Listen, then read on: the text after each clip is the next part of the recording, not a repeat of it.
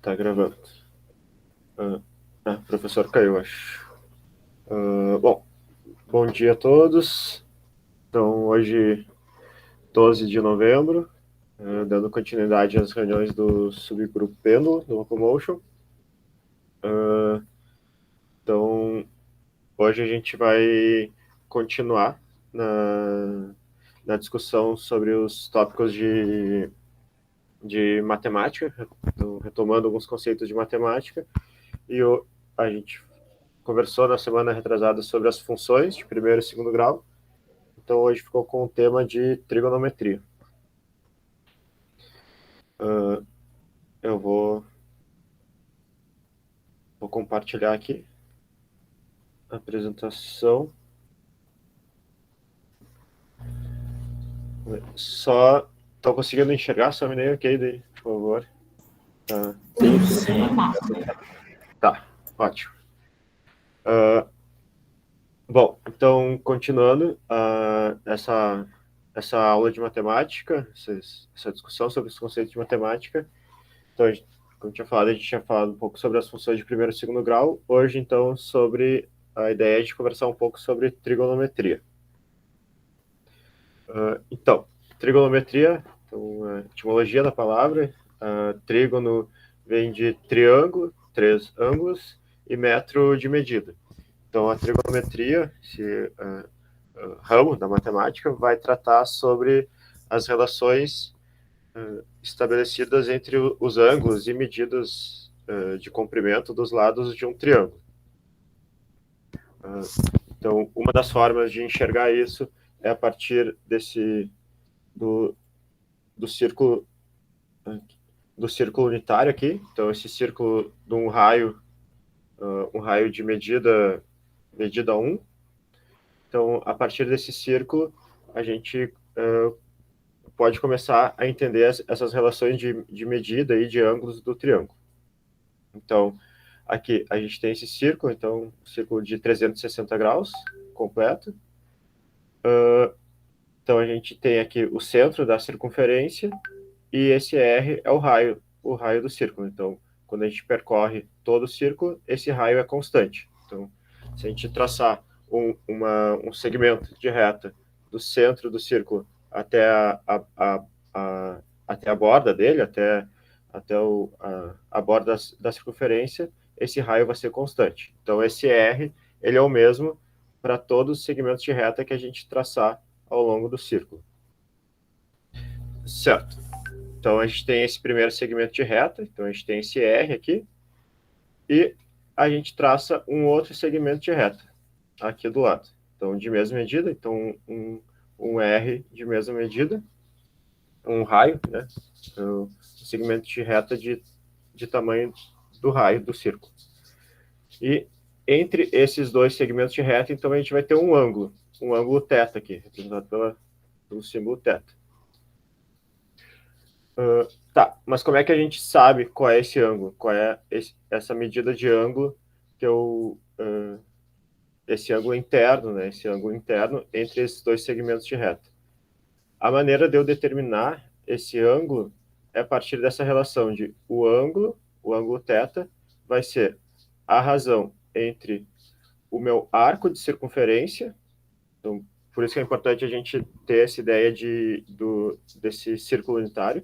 Então, o ângulo que eu vou ter essa medida de ângulo, ela vai ser igual ao segmento de reta, esse S. Então, esse S é uma medida do comprimento que eu percorri ao longo da circunferência da primeira reta que eu tracei até a segunda reta que eu tracei. Então, esse vai ser meu S. Então, ele é uma medida em metros, digamos assim, só que ele não é uma linha reta, como o meu raio, mas é uma linha curva. Então, mas ainda assim é uma medida em metros. Ou centímetros, enfim, a unidade de distância, de comprimento que eu adotar. Então, o meu ângulo vai ser a razão entre esse meu S pelo raio, pelo R. Certo. Então, a partir daí, a gente pode começar a entender essa relação da magnitude do ângulo. Então, o sistema internacional, então o meu θ ele vai estar em radianos. Então, pelo que a gente tinha conversado algumas vezes, então o meu θ, o ângulo, a unidade de medida de ângulo é em radianos. A gente converte para graus, que é a maneira mais usual que a gente está acostumado a ver, as amplitudes de movimento, os ângulos articulares em graus, mas a unidade de medida do sistema internacional é em radianos. Então, se a gente for fazer algum cálculo de trabalho interno, por exemplo, a gente tem que usar essa medida em radianos. Daqui a pouco a gente vai ver como é que a gente faz essa conversão de radianos para graus. Mas é como se a gente convertesse de metros por segundo para quilômetros por hora. É essa a ideia, de converter de radianos para graus. Certo. Então, a gente tem nesse nosso ângulo, medido em radianos, que ele vai ser essa razão do meu S pelo meu R. Então, vai ser a razão desse comprimento de circunferência pelo meu R. Tá. Então, levando para o que isso significa? Então, se eu tiver essa minha primeira reta aqui, esse meu R inicial, e essa minha segunda reta, eu traçar ela exatamente sobre a minha primeira reta, então eu vou ter uma reta sobre a outra, então eu vou ter meu θ, meu ângulo, vai ser igual a S, só que meu S, meu S vai ser zero, né? Porque eu vou estar traçando uma reta sobre a outra, então esse comprimento, esse arco de circunferência, eu não vou estar percorrendo nenhuma distância sobre a circunferência, sobre o círculo. Então, eu vou ter zero sobre o meu R. Então, o meu R eu tenho esse valor, meu R é constante, eu estou no círculo. Então, eu vou ter, por exemplo, θ igual a zero sobre 1. Digamos que o meu raio é 1, então eu vou ter zero sobre 1. Zero sobre 1 é zero. Então, o meu ângulo é zero aqui, nessa situação. Tá, mas é a situação que eu tenho os meus dois lados do triângulo ali sobrepostos. Mas se eu começo a abrir esse meu triângulo, eu começo a percorrer sobre a linha da circunferência. Então eu começo a aumentar o meu valor de S.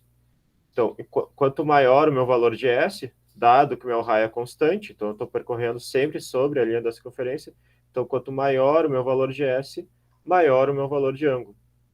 Então, imagina que isso aqui é tipo uma boca de jacaré, né? Abrindo assim. Então, quanto maior o S que eu percorro, maior o ângulo que eu vou ter. Então, o meu ângulo é diretamente proporcional ao S. Então, essa é a ideia. Então, quanto maior a abertura entre os dois segmentos de reta, maior o ângulo que eu vou ter. Então, é a partir daí que a gente define o ângulo. Então, o ângulo ele vai ser essa razão entre o comprimento da circunferência que eu percorro nesse círculo unitário aqui, sobre o raio do círculo unitário. Tá? Então, a partir daí que a gente define ângulo e a gente começa a discutir as razões trigonométricas. Então, aqui a gente tem dois círculos, um círculo de raio R1 e um círculo maior de raio R2. Né? Então, aqui a gente já começa a entender um pouquinho melhor aquela discussão que a gente teve da relação da inclinação da esteira, se uma esteira tem maior comprimento ou menor comprimento. Então, aqui eu vou ter esse raio menor R1 e o raio maior R2.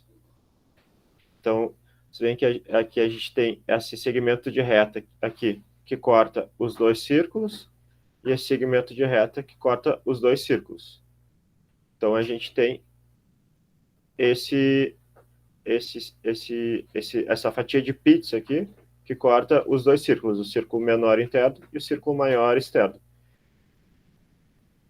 Então, apesar dos dois círculos serem de tamanhos diferentes, terem áreas diferentes, terem um comprimento diferentes, o ângulo para ambos os círculos é o mesmo. Então, por exemplo, se eu tiver o ângulo de 30 graus, ele é o mesmo, é 30 graus para o círculo menor e é 30 graus para o círculo maior. Então, o que vai mudar esses 30 graus? Então, como o meu raio do círculo menor do meu círculo interno é menor que o meu círculo externo, como eu vou percorrer 30 graus para os dois círculos, então se eu estou aqui nesse ponto inicial e eu vou dizer, vou percorrer 30 graus no círculo 1, eu percorro essa distância. Agora eu vou para o círculo maior. Tá, agora eu vou percorrer 30 graus no círculo 2. Eu percorro essa distância. Então a gente percebe que é uma distância maior que eu percorro no círculo externo do que no círculo interno. Então, apesar da distância em metros que eu percorri ao longo da linha da circunferência, em graus eu percorri a mesma distância, eu percorri 30 graus. Então, isso é a partir dessa definição de ângulo que a gente teve. Então, aqui a gente tem essa relação. S1 sobre S2, então, comprimento da circunferência, comprimento do arco de circunferência que eu percorri no círculo interno, S1 sobre S2, que é o comprimento do arco de circunferência que eu percorri no círculo externo, é igual à razão entre os dois arcos, é igual a R1 do raio dos dois arcos, R1 sobre R2. Então, a distância que eu percorro ao longo do círculo, dado um grau constante, ela é proporcional ao raio do círculo. Então, se eu tiver um raio maior, eu vou ter que percorrer uma distância maior. Se eu tiver um raio menor, eu percorro uma distância menor por um determinado grau. Certo. Então, aqui, aquilo que a gente tinha comentado da conversão de unidades de medidas de ângulos. Então, a unidade de sistema internacional é em radianos, rad, então se fala rad. Um círculo total, quando eu percorro um círculo completo, uma volta completa ao longo do círculo, eu percorro 2π radianos. Então, esse último círculo aqui. Quando eu percorro, eu comecei aqui em cima da linha X, aqui, em cima do eixo X, no pontinho. Eu percorro aqui no sentido anti-horário, eu vou lá, percorro toda a circunferência em graus, em ângulos radianos, isso representa 2π. Então, eu andei 2π. Então, ao invés de dizer que eu andei 2 metros, eu falo que eu andei 2π radiano. Então, eu andei 2π radiano, graus, ângulo. Isso corresponde a 360 graus. Então, uma volta completa é 360 graus. Uma volta completa é 2π radiano. Então, essa é a regra de 3 que a gente vai utilizar para converter radiano para graus. Então, se uma volta completa é 2π, meia volta é π. Meia volta é 180 graus. Então, sempre no sentido anti-horário. Então, meia volta é π. Meia volta é 180 graus. 1/4 de volta é π sobre 2. 1/4 de volta é 90 graus. Então, o meu ângulo reto aqui, que a gente normalmente fala 90 graus, ele é π sobre 2. E assim, sucessivamente. Então, π sobre 4 vai ser igual a 45 graus. Π sobre 6 vai ser igual a 30 graus. Então, aqui é só para a gente ter essa regrinha de 3 para converter. Então, vai converter quilômetros por hora para milhas por hora. Então, aqui a gente converte de radianos para graus, a partir dessa relação. 2π radiano igual a 360 graus. Tá. Então, a gente definiu o grau, a gente falou sobre a conversão de unidades de radiano para graus. A gente definiu o ângulo, a gente falou da conversão de radiano para graus. Então, mas a gente estava falando lá do nosso círculo unitário, né? Então, que ele continua aqui, o nosso círculo, sobre os dois eixos aqui, o eixo horizontal e o eixo vertical. Mas agora a gente começa a falar do triângulo que está dentro desse círculo. Então, eu tenho esse triângulo dentro desse círculo. Tá? Então, eu traço lá o meu segmento de reta lá, a partir da origem, a partir do centro do círculo. Então, essa minha origem desse sistema de coordenadas, ela está posicionada exatamente no centro do círculo. Então, eu traço o meu segmento de reta até o círculo, né? Até a borda do círculo. Se lembra lá que a gente falou que isso é igual ao raio do círculo, né? Igual a R. Então, essa retinha aqui é o R, é o raio do círculo. Então, continua lá com o meu raio do círculo. Vai ser o mesmo valor para todo o círculo aqui. Toda volta que eu der vai ser R. Então, eu tenho esse valor como R. Tá. Então, eu pego esse meu ponto, Então, esse meu ponto da origem até a borda do círculo, esse ponto aqui eu chamo de P. Então, eu tenho esse meu ponto P aqui. Qual é a posição desse meu ponto P? Esse meu ponto P, como eu tenho esse meu sistema de coordenadas de 2 eixos, esse meu ponto P, ele tem um valor de x e um valor de y. Então aqui eu tenho duas informações, né? Eu tenho esse meu círculo acontecendo, ao mesmo tempo que eu tenho esse meu sistema de coordenadas acontecendo. Então eu tenho esse meu círculo posicionado dentro desse meu sistema de coordenadas. Então esse meu ponto P, ele está sobre o círculo. Beleza, posicionei ele sobre o círculo. Agora esquece o círculo, tira o círculo da imagem e pensa só nos eixos. Então eu tenho esse meu ponto P que tem uma posição no eixo X e uma posição no eixo Y. É isso aqui que está acontecendo. Eu tenho esse meu ponto P com uma posição com valor de X e meu ponto P com um valor de Y. Então, o meu ponto P tem um valor de X e um valor de Y. Então, é isso aqui que eu estou projetando. Eu estou projetando ele no eixo X e no eixo Y. Então, a partir daí, eu fecho esse triângulo aqui. Eu tenho essa minha altura do triângulo, eu tenho essa largura do triângulo aqui. Então, eu tenho esse valor de X e esse valor de Y. Então, a partir daí, eu tenho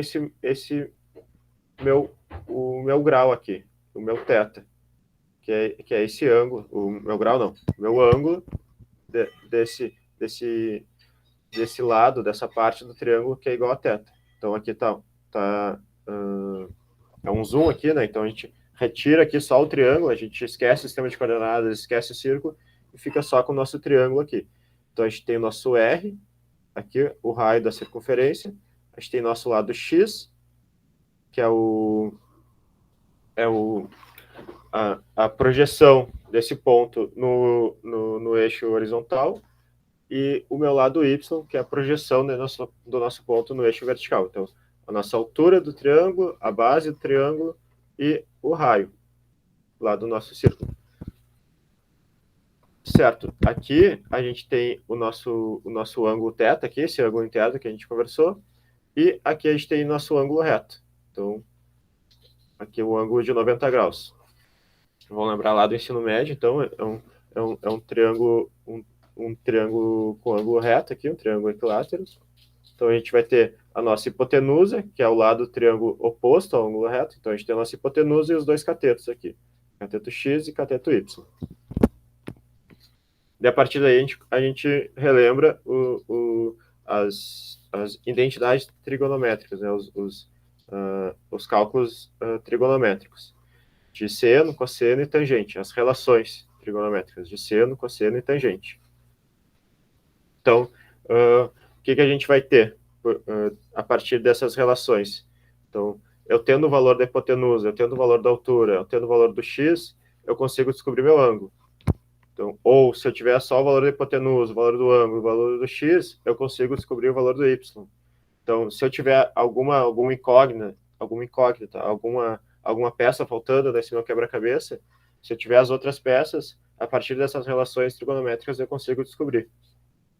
Então, por exemplo, o meu seno de θ. Então, o seno desse ângulo, ele vai ser igual ao cateto oposto ao ângulo sobre a hipotenusa.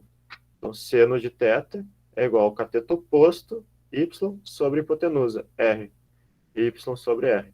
Então, isso aqui é uma relação fixa. Então, sempre quando eu quiser descobrir o seno do meu ângulo, ele é igual a y sobre r. Então, quando eu falo de seno, eu tô falando sobre a altura do ângulo. Eu estou falando sobre a projeção no eixo vertical desse meu ponto. Então, seno sempre vai estar relacionado ao y, sempre vai estar relacionado à altura do ângulo.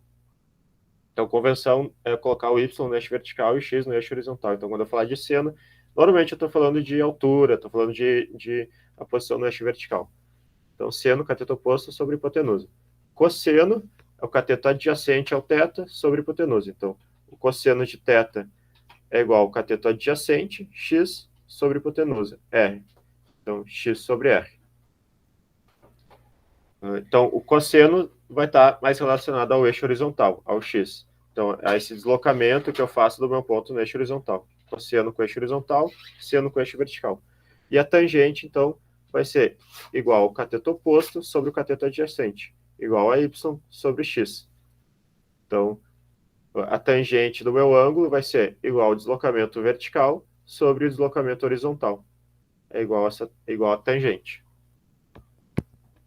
Certo? Então, aqui a gente tem as três principais relações trigonométricas. Então, a partir daí, a gente vai ter as outras intensidades trigonométricas, as outras relações, mas as três fundamentais, são essas, seno, cosseno e tangente. A partir daí, a gente começa a derivar as outras, mas a ideia aqui é a gente focar só nessas três. Tá, então, aqui o motivo, né, da gente ter começado essas discussões, a relação entre graus e ângulo. Então, da onde é que vem essa medida em porcento, desculpa, a relação entre porcentagem e graus. Então, de onde é que vem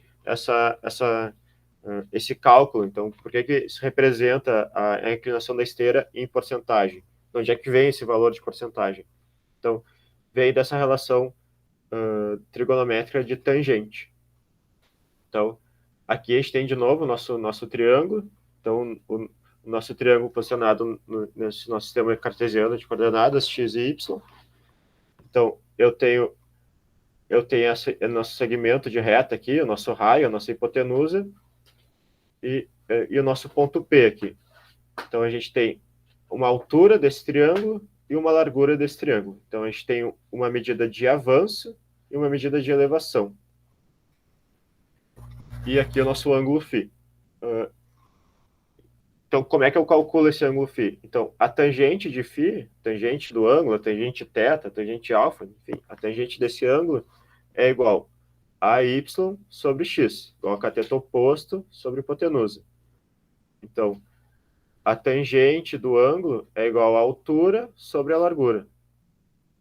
Então, daqui que vem essa medida em porcentagem. Então, a tangente do ângulo vai ser igual à elevação da esteira sobre a largura da esteira. Então, uma tangente de 45 graus, digamos que a esteira está lá em 45 graus. Tangente de 45 graus é igual a 1. Botar na calculadora lá, tangente de 45 graus igual a 1. Para eu converter isso por cento, eu multiplico por 100, 100%. Então, tangente de 45 graus igual a 1 vezes 100, para converter em porcentagem, 100%. Então, se eu falar que a minha esteira está em 100% de inclinação, se a rua lá, Lucas de Oliveira, tem 100% de inclinação, o que for, eu estou querendo dizer que isso aqui tem uma inclinação de 45 graus. Então, a tangente de 45 graus é 100%. Tangente de 5 graus. Então, se a minha esteira tiver 5 graus, tangente de 5 graus é 0,1, 0,10. Vezes 100, para eu transformar em porcentagem, igual a 10. Então, tangente de 5 graus é igual a 10%.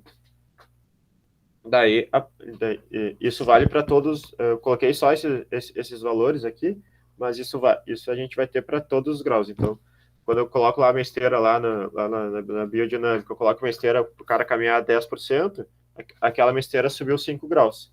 Então, se eu tiver uma esteira de menor tamanho ou maior tamanho, ela vai subir os mesmos graus.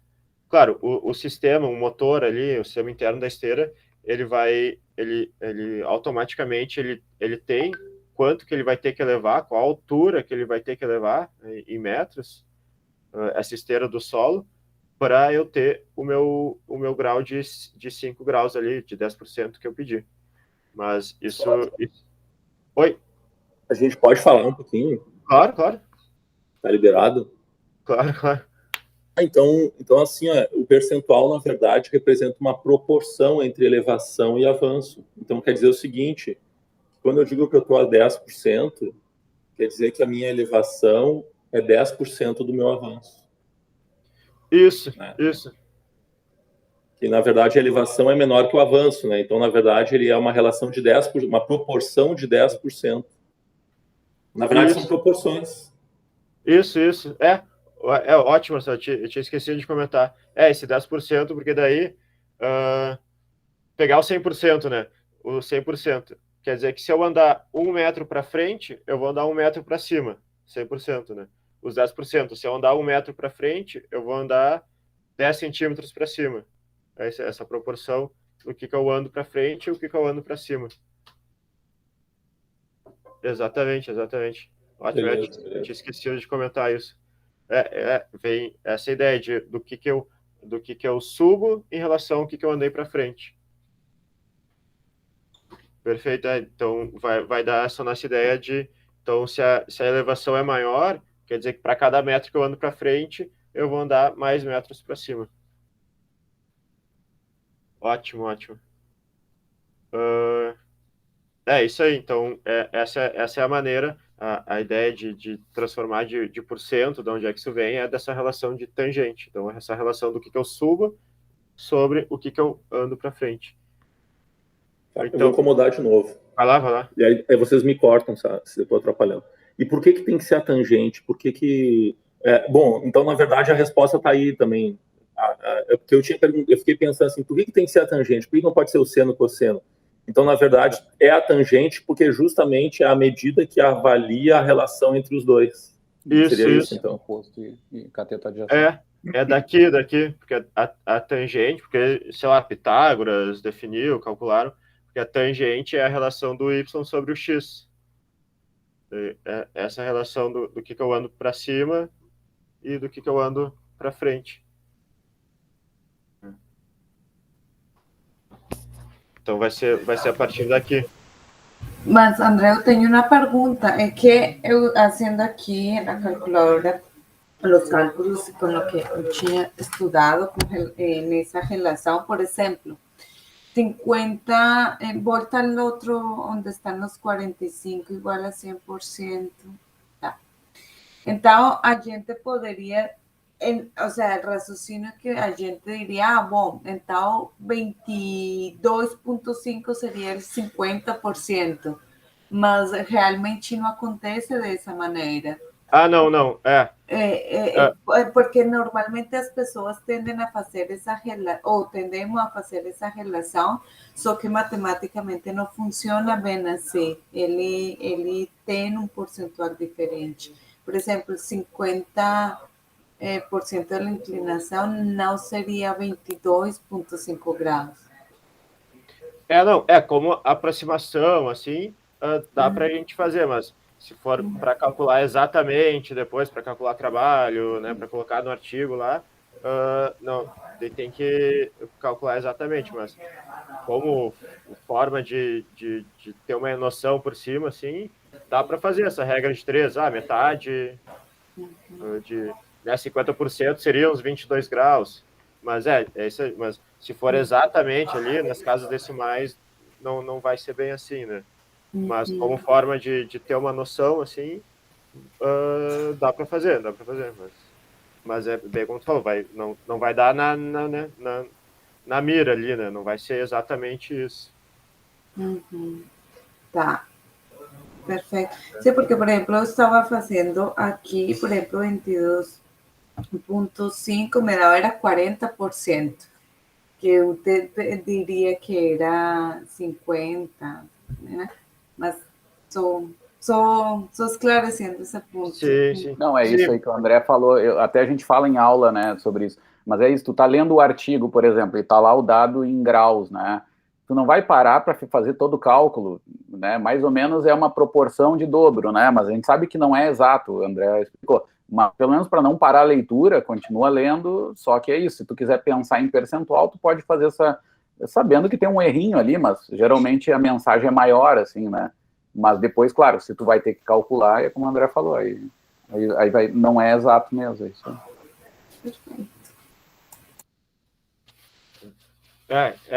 Então, a gente vai ter essas relações, né, essa forma de converter, né, para pegar bem preciso lá na mira, a gente coloca na calculadora e tudo, mas para fazer uma leitura mais rápida, dá para a gente fazer essa regra de 3. Então, aqui a gente está passando, no lado esquerdo, a gente está passando de graus para porcento, e aqui no lado direito a gente está passando de porcento de porcento e porcentagem para graus. Então, a gente tem na nossa esteira lá, a gente tem 5%. Eu quero saber quantos graus é isso. Eu faço a relação da inversa da tangente. Então, seria a operação inversa da tangente. Então, a tangente ela vai de graus para porcento, o inverso da tangente, o arco tangente, ele vai de porcento para graus. Então, aqui eu coloquei aproximado também, né? Então, se eu tiver 5%, eu vou ter mais ou menos 3 graus. Se eu tiver 1%, eu vou ter mais ou menos 0,6 graus. Então, arredondando, vai dar 1 grau, mais ou menos, né? Então, aqui é outra forma da gente na direita a gente passa dos graus para porcento, e aqui o que a gente tem na esteira mesmo lá, né, que é a porcentagem, para a gente descobrir quantos graus são isso, a gente coloca na calculadora lá o arco tangente, então, que é representado por esse símbolo aqui. Ô André, vou incomodar de novo, né? Hoje eu vou vai lá. para avacalhar aqui. Ignorância do segundo grau. Esse arco tangente também é chamado de cotangente. É o mesmo que cotangente que a gente chamava ou não? Não, de cotangente, aqui, né, a gente vai tangente. A tangente é y sobre x. A cotangente vai ser x sobre y. Vai ser o cateto adjacente sobre o oposto. Mas não é a mesma coisa que tu está falando ali, então. Não. O cotangente, o símbolo aqui vai ser um COTG, né? No caso, vai ser cotangente. Mesma coisa que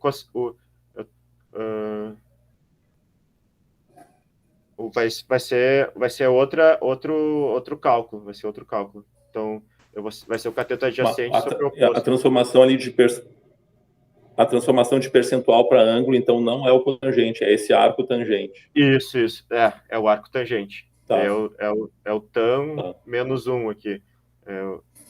É outro cálculo daí. Isso, só para outro detalhe, esse 1% é o que o pessoal usa nas testes de esteira, viu? Né? Geralmente o pessoal usa inclinação a 1%, né? É meio que um padrão, assim, né? O pessoal, pelo menos antigamente, eu não sei hoje em dia como é que tá esse negócio aí, mas eu sei que era muito comum na descrição do teste máximo, né? O pessoal fala, a inclinação da esteira estava em 1%, para justamente, né? Aí eu lembro que dizia assim, 1% dava um ângulo, 1 grau, né? Para não dizer que estava 0, né? Porque senão vai atrapalhar lá o cálculo do trabalho, ia dizer que o trabalho ia ser 0. Mas aí no caso tá 0,6 arredonda para 1, né? Aí resolve esse problema mesmo, né? É bem como o pessoal faz, né? Ô Marcelo, só temos que lembrar que 1% atualmente, né? O pessoal tem usado ainda. Não, a razão é fisiológica, né? Porque quando é testes em esteira, tem o artigo do Jones e Dost, né? Que viram que o custo metabólico pelo efeito do ar, que a esteira, tu não tem o efeito do ar, não é a mesma coisa que correr na rua, né? E esse gasto de energia a mais pela barreira do vento seria em torno desse 1% de inclinação. Então, seria uma maneira de tu te assemelhar à corrida na rua, né? E é por isso que se bota 1%. Mas depois teve estudos, até para você saber, assim, teve estudos posteriores que viram que não é bem assim, né? Porque depende da velocidade, né? A barreira do vento vai depender da velocidade que tu está correndo. Então, não é 1%. Ela varia alguma coisinha, sempre pequeno, né? Mas mesmo assim, todo mundo usa ainda 1% para não se incomodar e é bem aceito, né? Mas essa era a primeira razão, assim, a maior justificativa que tem se usado esse 1%. Né? Do ar. Por causa da barreira do ar, para tentar simular o que seria uma corrida na rua, né? Digamos assim, em termos energéticos, né? Tá, isso aqui. Ótimo. Bom, tá, acho que isso... aqui eu quis trazer essa parte da esteira, então acho que deu para ver bem. Então, só seguindo, agora uma aplicação prática, então, digamos assim, não que a da esteira não era, né, mas outra aplicação prática dessas relações de ângulos sobre as variáveis fisiomecânicas que a gente estuda. Então, aqui Essa é uma digitalização lá das coletas do Henrique, do mestrado do Henrique. Os pontos dão umas falhadas em algumas partes, mas a ideia é mostrar, então, o deslocamento. Então, aqui é uma pessoa, um idoso, caminhando com bastões, estão fazendo uma caminhada nórdica sobre uma plataforma de força, e a gente filmou no plano sagital esse movimento. Então, a gente traçou aqui, marcou, fez as marcações no pé, na perna, coxa, tronco, cabeça, no braço e no bastão, e criou esses vetores, esses segmentos de reta nos segmentos anatômicos, nos membros inferiores e superior do sujeito. Então, a partir daí, a gente calcula as variáveis de interesse para estudar, para entender como é que foi essa fisiomecânica da caminhada. Então, uma das principais é determinar o ângulo dos segmentos, né, os ângulos das articulações. Então, qual é o ângulo dessa perna nesse instante? Qual é o ângulo de flexão do cotovelo nesse momento? Qual é o ângulo que ele colocou o bastão quando ele faz o toque do calcâneo? Então, todas essas informações de determinação de ângulo, a gente vai utilizar essas relações de trigonometria que a gente conversou. Então, essa é uma das principais aplicações desses conceitos de seno, cosseno, de tangente, do círculo unitário, para o nosso dia a dia, né? Para o nosso dia a dia na pesquisa. Então, aqui um zoom, né? Um zoom e um congelamento da imagem num frame. Então, aqui eu tenho o sujeito realizando a caminhada. Então, eu tenho aqui o segmento da coxa e o segmento da perna. E aqui eu vou ter o meu ângulo de flexão do joelho, o θ. Então, como é que eu descubro esse ângulo, né? Como é que eu determino esse ângulo de flexão do joelho? Precisamente, né? Da melhor maneira possível, né? Algum erro vai ter, porque o ponto não está exatamente no centro articular ali, mas pegando essa imagem aqui, eu tenho esse meu ponto do quadril, do trocânter aqui, eu tenho esse meu ponto do joelho, eu tenho meu ponto do malelo. Como é que eu descubro esse ângulo? Então é isso que a gente tem que fazer, isso. Quando a gente pega esses dados, coloca lá na rotina, coloca no Excel, faz na mão, a gente tem que entender essas relações trigonométricas para descobrir qual é o ângulo do joelho, no fim das contas, né? Então, é isso que a gente precisa saber. Então, para a gente determinar o ângulo do joelho, primeiramente, então, uma articulação ela é composta de dois segmentos, né? Então, para a gente determinar o ângulo de uma articulação, do joelho, a gente tem que ter dois segmentos. Então, primeiro a gente tem que ter o segmento da coxa. Então, para eu determinar esse segmento da coxa, eu tenho que ter o ponto do trocânter e o ponto do joelho. Então, o ponto lá do côndilo femoral lá. Então, eu vou ter o meu ponto do trocânter e o ponto do joelho. Então, eu vou lá. Então, eu tenho a minha imagem aqui, né? Lá o cara no laboratório caminhando, e eu extraio, né? Eu extraio as informações que eu quero, então, e coloco num plano de coordenadas aqui. Então, eu peguei aquela minha imagem e coloquei num plano bonitinho aqui, no modelo, no meu eixo Y vertical e no meu eixo X horizontal. Então, eu tenho esse meu plano 2D, então estou olhando de lado ali, só no plano sagital, e eu tenho essa minha posição do trocânter, o ponto do trocânter, que ele vai ter uma altura, então ele vai ter uma posição no eixo vertical e uma posição no eixo horizontal.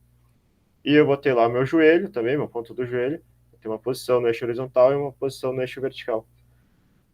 E então eu tenho esses meus dois pontos, isso aqui eu digitalizei, né? Isso aqui o Vai como me deu, eu digitalizei manualmente, enfim.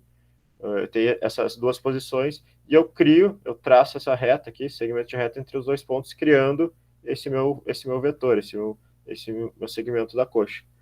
E essa minha coxa aqui, ela vai ter uma inclinação em relação à horizontal.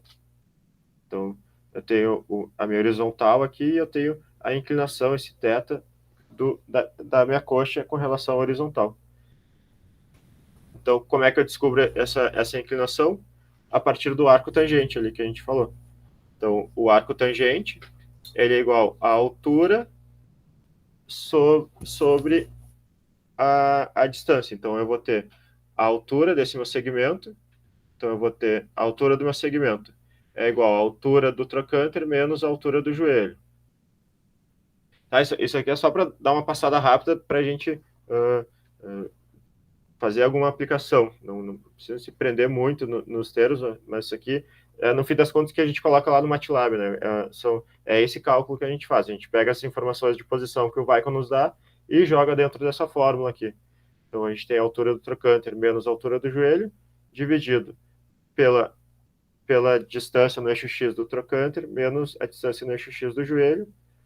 Tudo isso aqui eu faço o arco tangente, e eu vou ter o meu ângulo, eu tenho um ângulo da coxa agora. Então, minha coxa, ela está mais de 90 graus, ela está um pouquinho para frente, está 100 graus, digamos isso aqui é 100 graus. Então, eu descobri que o meu teto aqui da coxa é 100 graus. Tá, então eu tenho o ângulo da coxa. E eu vou lá, faço a mesma coisa para o segmento da perna, eu tenho o meu ângulo da perna. Então, a perna, o ponto proximal vai ser o joelho e o ponto distal vai ser o maléolo. Eu faço a mesma operação aqui e descubro o meu teto da perna. Então, digamos que o da coxa era 100 e o da perna aqui é mais, né? Vai dar sempre no sentido anti-horário. Então, da perna, digamos que deu, sei lá, 160. Então, eu tenho o ângulo da perna de 160 graus em relação à horizontal, o segmento da coxa em relação à horizontal de 100, e o meu ângulo do joelho vai ser o ângulo da coxa menos o da perna. Então, vou ter, digamos, 100 menos 160, vai dar 60 graus, né? Eu pego o módulo aí, então vai dar tem um ângulo de flexão de joelho de 60 graus. Então, daí, a partir daí, então, digamos que a amplitude de movimento do meu sujeito no momento do balanço era de 60 graus de joelho. Como é que eu descobri isso? A partir desses cálculos aqui. André, então é o arco tangente que faz é pelo arco tangente, então, dos pontos. Isso. Porque o arco tangente é bom porque ele sempre vai dar a relação do x e do y. Ele desconsidera a hipotenusa, né? Então, ele sempre vai dar o que a gente tem, no fim das contas, né? O x e o y. Esses valores a gente tem. Então, eu não preciso ter o comprimento da coxa. Então, independente se o cara tem 1 metro de coxa ou 20 centímetros de coxa, o que me importa é onde é que está qual é a posição no X e no Y. Então, por isso que ele é bom. E eu vou dizer, eu tenho a impressão, não tenho certeza, naqueles artigos antigos do Cavanha, eu acho que em algum deles, ele fala, lá nos métodos, lá, quando ele começa a descrever, eu acho que até aquele de 77, ele fala em arco e tange, sabe? Eu já vi naqueles artigos Nerdola antigo deles lá, tem alguma coisa lá com arco e tange, é isso aí mesmo, eu já tinha visto esse negócio aí. O que eu vi ali, o livro do Winter, né, o que ele usa mais é o arco tangente, assim. Daqui a pouco o cara pode usar seno e cosseno, talvez, mas eu acho que complica mais porque tu vai ter que ter exatamente o comprimento, e tem mais o erro, né, de ter exatamente esse comprimento. Mas enfim, na verdade dá para fazer, né, porque as relações trigonométricas, elas estão sempre fechadinhas, né, o seno, cosseno e tangente, eles sempre vão estar, essa relação vai estar exata, né, então, mas o que eu vejo que o mais usual é isso aí, é o arco tangente mesmo.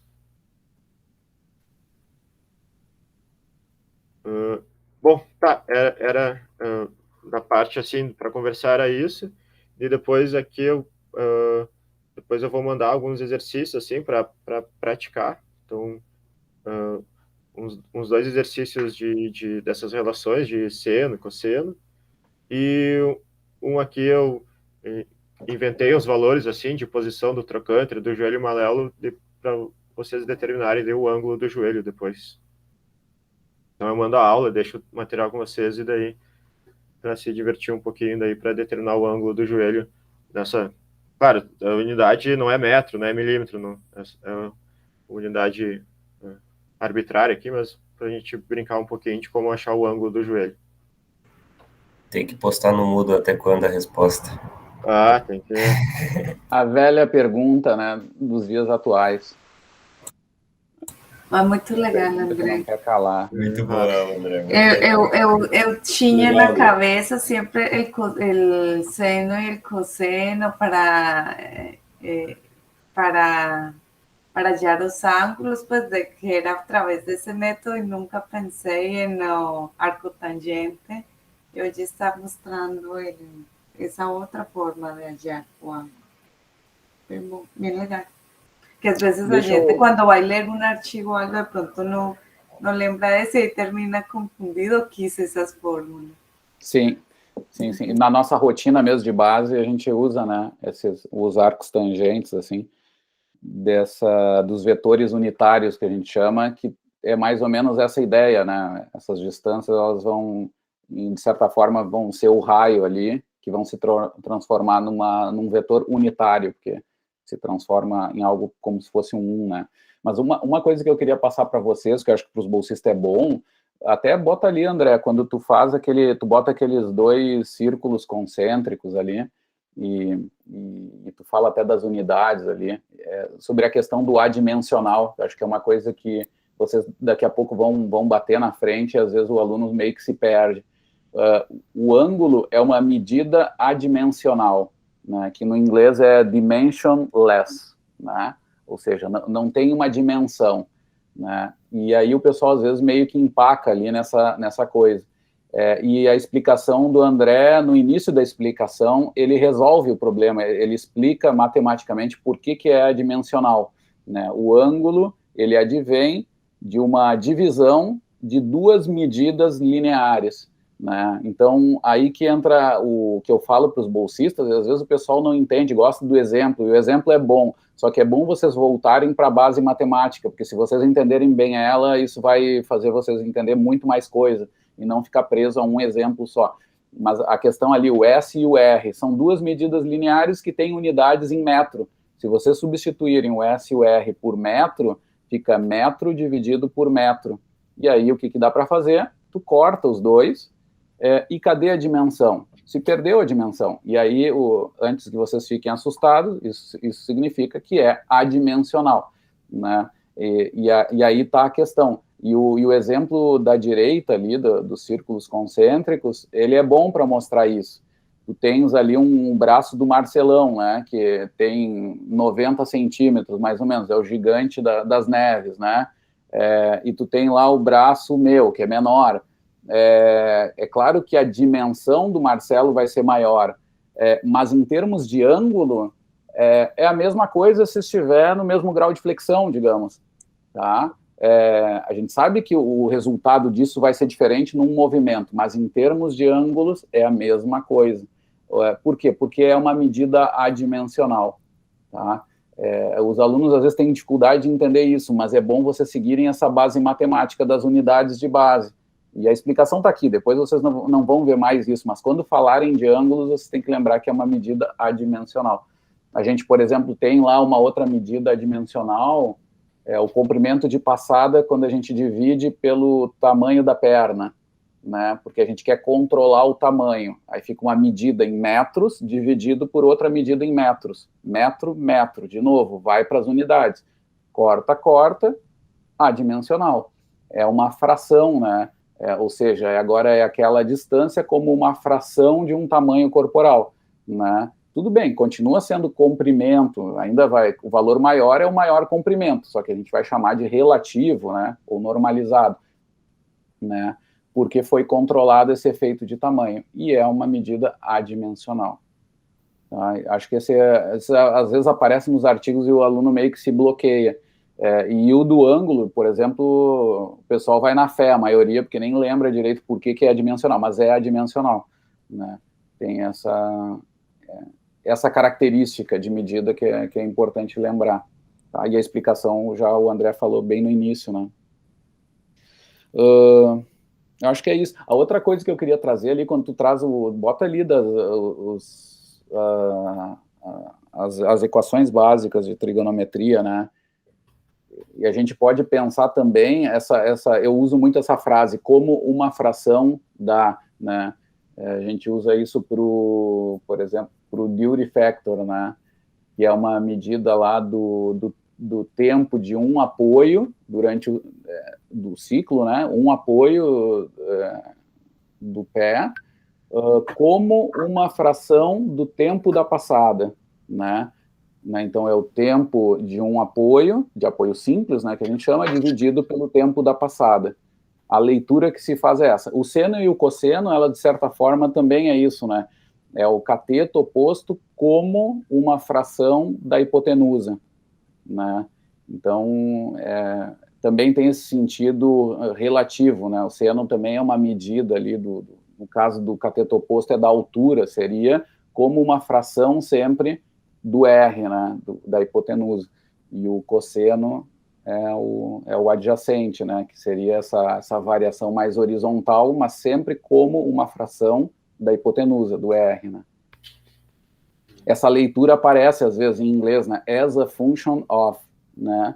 E aí tem esse sentido de uma parte do que, né? De um outro fenômeno que, às vezes, é maior ou fixo, né? Nesse caso aqui, né?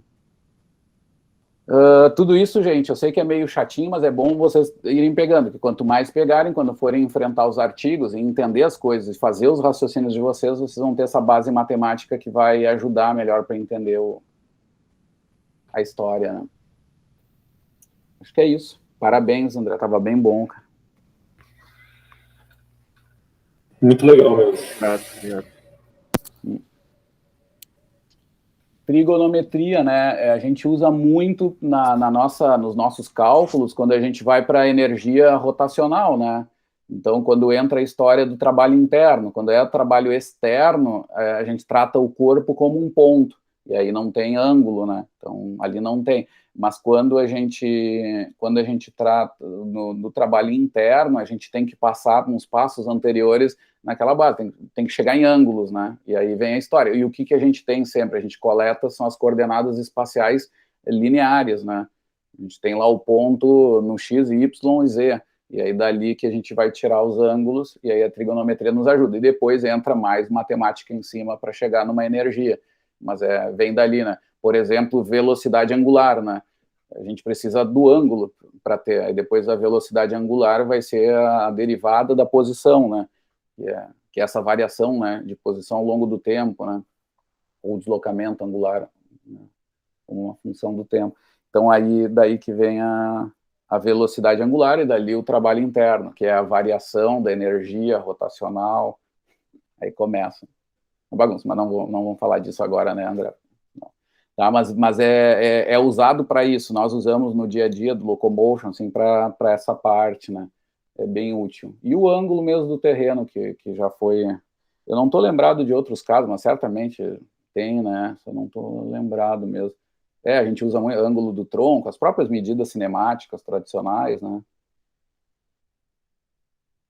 Mas devo estar esquecendo de coisa interessante também, mais, né? Além dessa.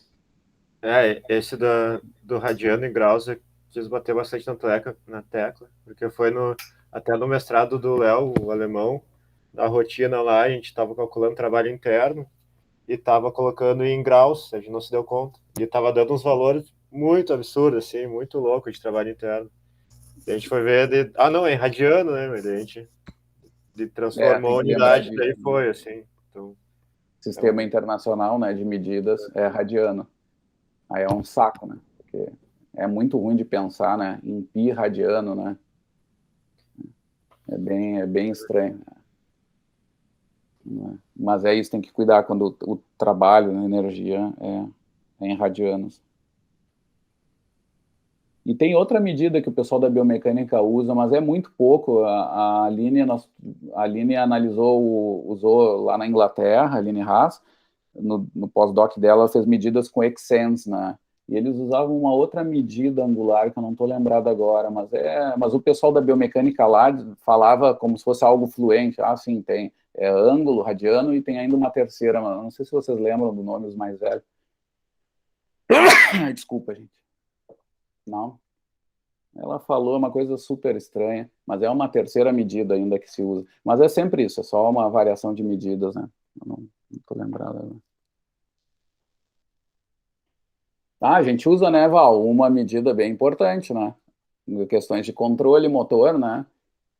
Os ângulos de fase, né? De um segmento em relação a outro, né? Mas, claro, para começar isso, a gente tem que saber o ângulo. E aí, quando a gente sabe o ângulo em relação ao outro, a gente tem um espaço de fase angular, né?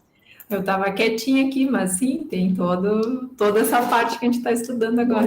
Dois artigos, se eu não estou enganado, que eu sempre erro a conta aí, mas acho que temos 2 artigos da tese da Val que trata disso, né? Que a gente chama de fase relativa contínua, né? Que é ao longo da passada, né, digamos assim, né? Mas é, de novo, sempre essa ideia de uma subtração, né, de ângulos de segmentos ou articulações, e tu tens esse aspecto coordenativo, né? E advém do ângulo. E a gente mede, por exemplo, a dissociação de cinturas, né? Que é uma coisa super importante aí na área da fisioterapia, né? Do controle. Né?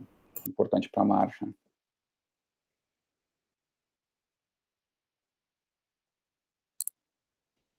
Molto bene, gente. O Marcelo sempre tem alguma história. Ou não tem, Marcelo? A história do ângulo. Começou a contar. Não, já contei. Já trouxe tuas Na contribuições. outra, do Tales de Mileto.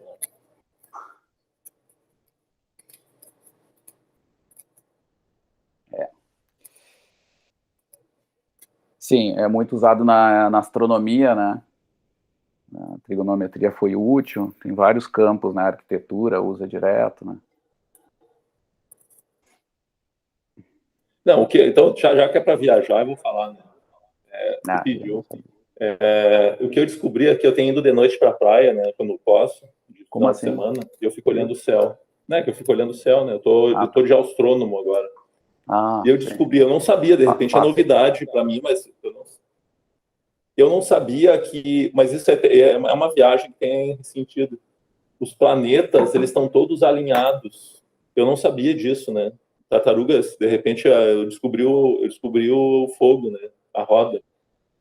Mas no céu, gente, os planetas do sistema solar, eles formam um alinhamento. A gente não percebe isso, né?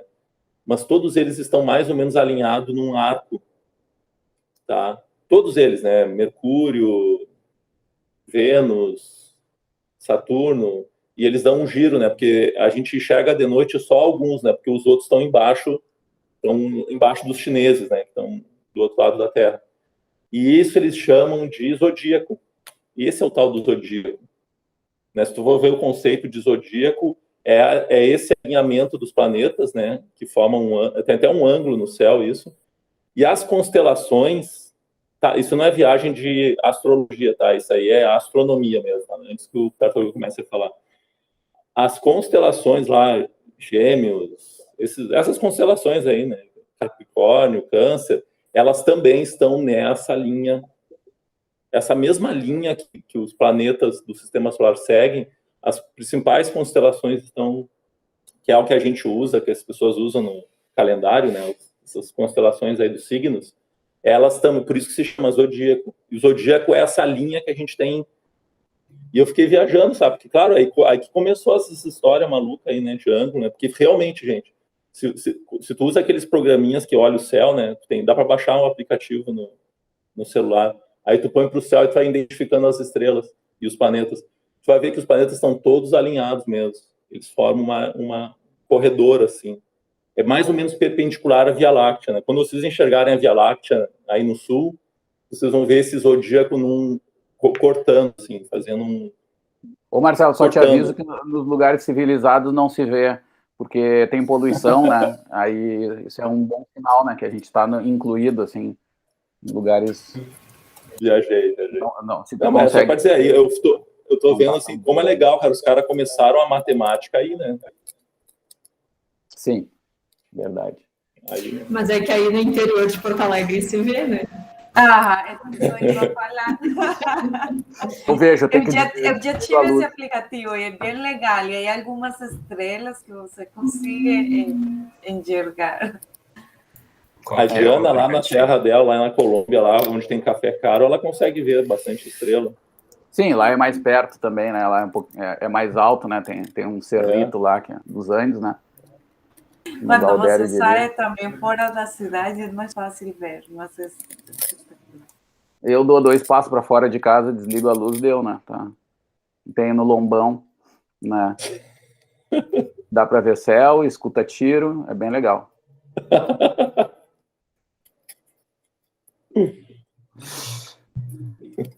Mas é isso aí mesmo. E aí eles tinham um entendimento menor, né, sobre o que era o céu e tal. E aí, por exemplo, planeta era o termo grego que significava estrela sem direção, porque eles tinham eles não andavam todos junto das estrelas, né? As estrelas estão tão distantes que elas se mantêm proporcional à distância, né? Por causa do... E o planeta está muito mais próximo e tem uma outra movimento, né? E aí eles diziam que não tinha direção, mas na verdade tinha, né? A dele só, né? Que é mais próximo, né? Bem interessante, bem interessante. O último, faz 2 meses, no penúltimo número da National Geographic, eles falaram só dos corpos menores celestes, do que tem de história, né? Os caras estão investindo um monte para pegar material de lá para tentar entender a origem do planeta Terra, né? Então, estão descobrindo um monte de coisa e agora vai ter mais 10 anos, porque aí o dispositivo vai até o planeta e vai levar mais 10 anos para pegar material, voltar e tentar entender.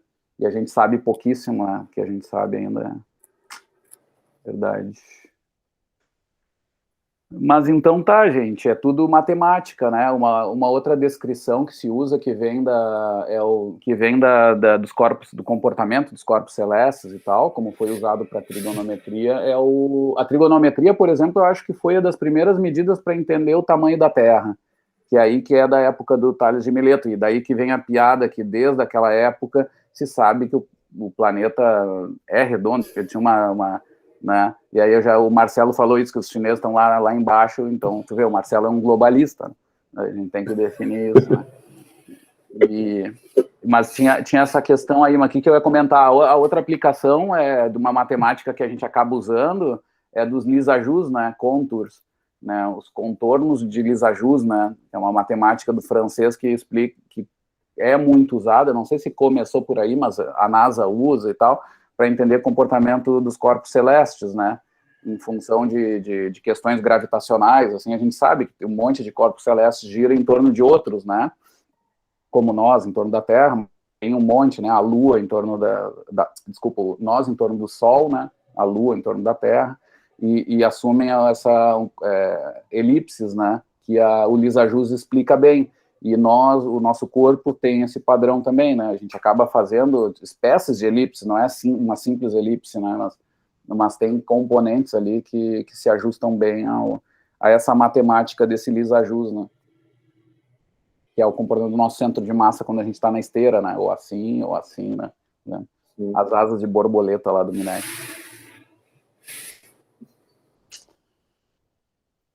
Bem joinha, gente, bem Muito joinha. bem. Eu vou deixar aqui. Feito, André. Tudo contigo. Daqui a pouco eu tô abrindo a sala lá. Tá, ótimo. Então, semana que vem, temos a apresentação da Vivian e Val, parte do sprint do artigo. Muitas perguntas. Vou encerrar a gravação aqui.